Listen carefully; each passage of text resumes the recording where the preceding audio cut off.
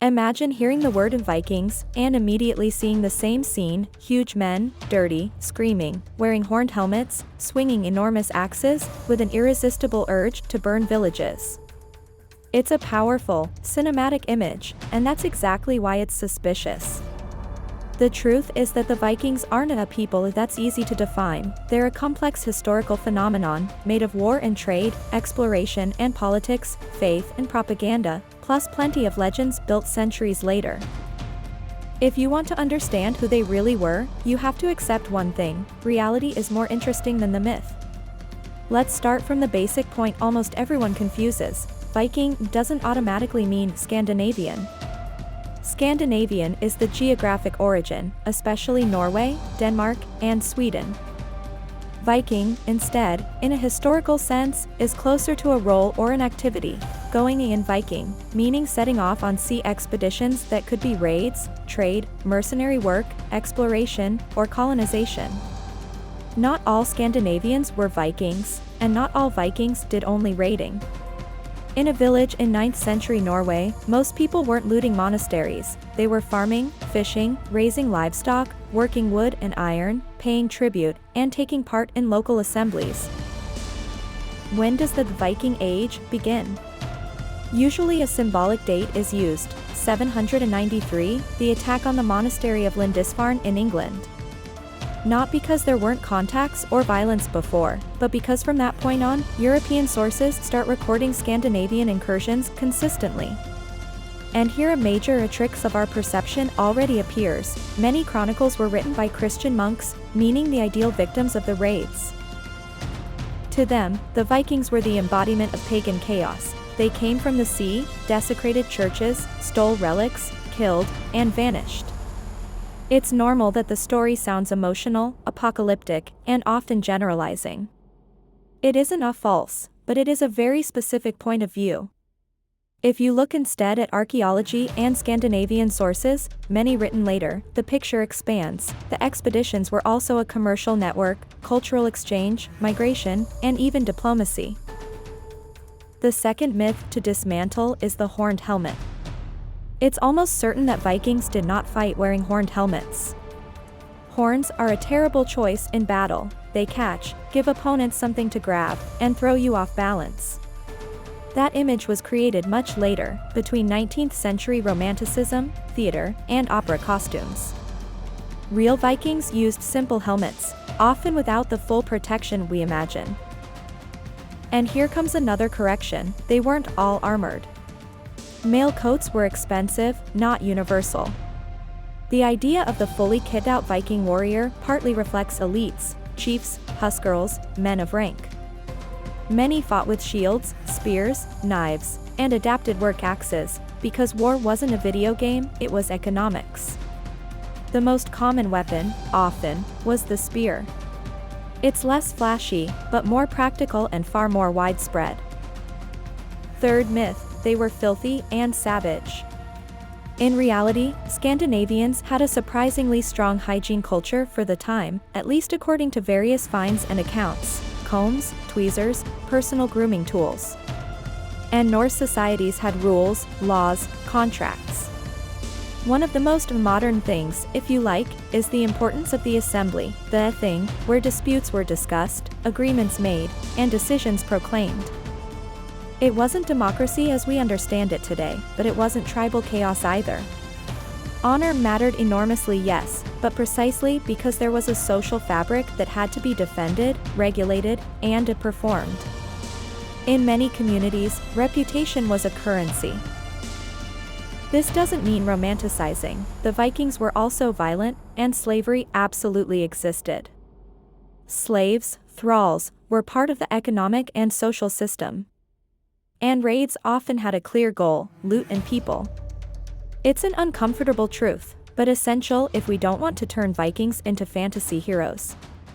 The difference is that their violence wasn't any more special than that of other medieval peoples. It was the brutal normality of a world where war, plunder, and revenge were political and economic tools, not just madness. Fourth myth: Vikings were only raiders. In reality, they were merchants and route builders. Their ships were technology and strategy, light, fast, capable on open seas, and also able to travel up rivers. This is one of the secrets of their expansion. They weren't limited to coastlines. They could enter river systems and strike or trade inland. That's how Swedish groups, often associated with the Rus, moved east along major rivers, creating contacts with the Slavic and Byzantine worlds.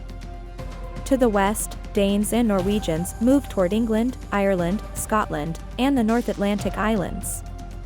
In between, there was a whole world of exchange: amber, furs, slaves, metals, glass, spices, coins.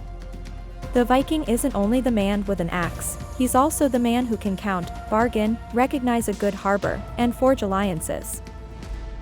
And then there were the settlements: Iceland, Greenland, and the famous landing in North America, often called Finland. Does legend outweigh reality here?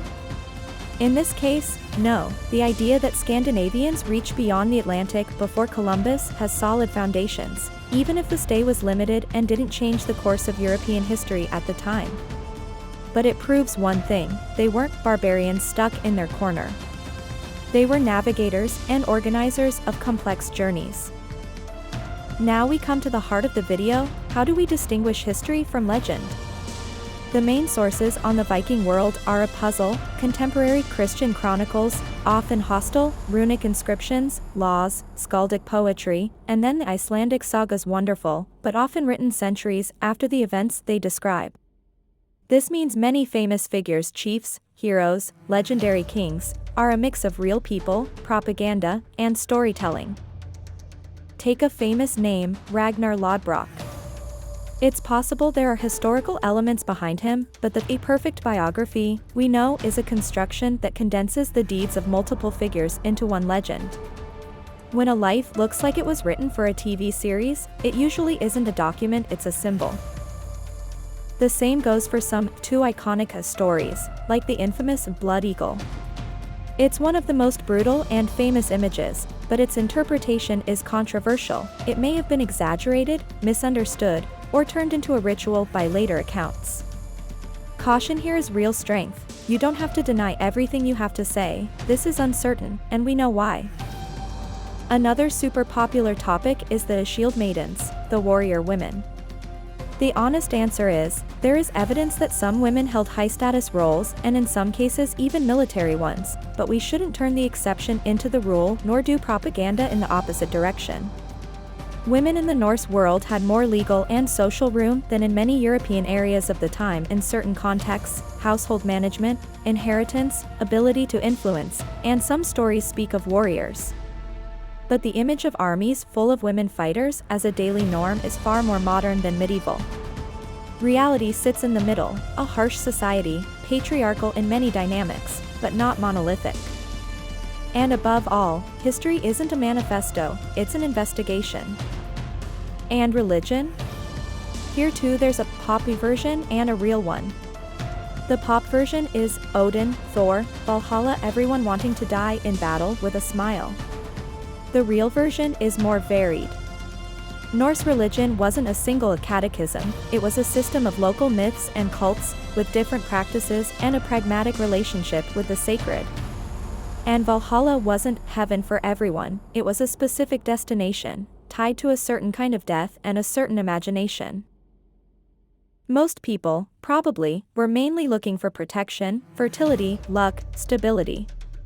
The myth of a collective obsession with dying in battle was inflated because it makes great spectacle and because some warrior elites used it as a language of prestige.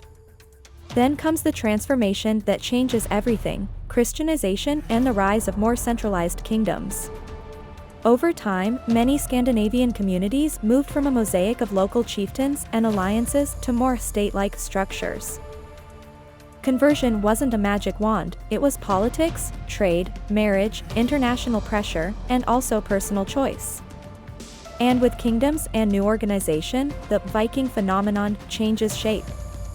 The world that had produced major expeditions of predation and colonization gets absorbed into different logics: taxes, royal laws, more stable diplomacy. The Viking Age ends not because they suddenly become good, but because economic and political conditions change and because Europe itself becomes more capable of defending itself, organizing, and responding. So, who were the Vikings really?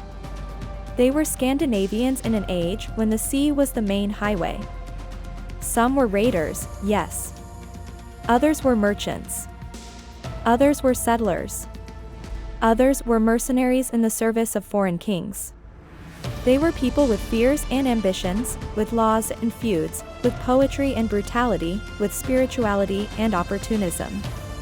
Their secret wasn't supernatural ferocity, it was a combination of naval technology, social flexibility, economic opportunity, and a European world that was vulnerable in certain places and moments. And what is false, or at least distorted? The horned helmet, almost certainly. The idea that they were all filthy and primitive, no, they had material culture and rules. The idea that they were only raiders, no, they were also a commercial and colonial network.